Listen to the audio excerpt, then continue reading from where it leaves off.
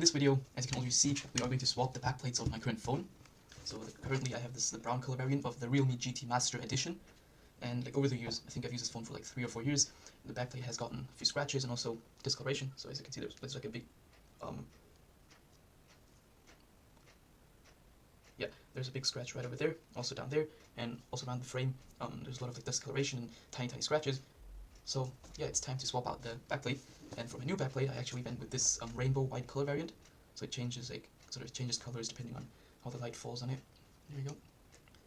So yeah, this is I bought this one conveniently enough for me. I bought this from India for only 10 to 15 euros, and it comes with camera bump and also pre-applied glue around the edges. And there's also this random thing right here which you can peel off. I don't know what this is for. So yeah, enough talking.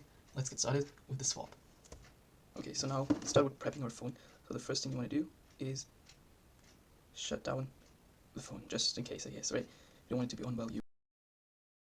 So now when it comes to the tools you need to swap out your backplate, essentially what I ended up using is only that screwdriver and one of the gray plastic, thin plastic sheets to stick it, between your backplate and the phone.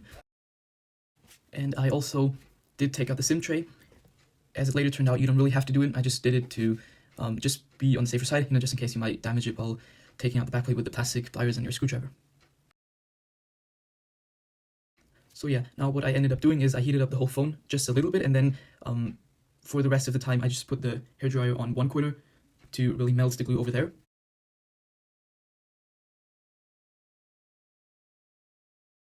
And I first tried taking it apart with this plastic plier, but that did not work at all because it just bent away and it wasn't strong enough.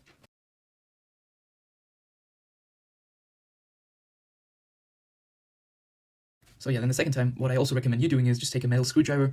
If you're not going to use the backplate anyway, it's perfect because you don't have to worry about damaging the backplate a little bit, the backplate getting a few more cracks. If you are going to use the backplate again though, then just be careful, right, to not use excessive force and so you don't damage your backplate. But anyway, for me it worked out with this metal screwdriver. I sort of inserted it into this one corner and then put the plastic plier through into it and then just dragged it down to get rid of, to loosen up the whole glue.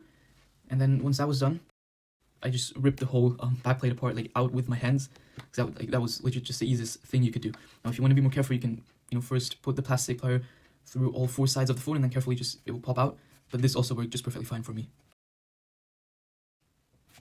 And now once you have successfully taken out the old backplate, you can go ahead and get a wet wipe or some isopropyl alcohol and rub out any glue that is left on the phone, or just to get rid of excess dust to ensure a smooth application of the new backplate.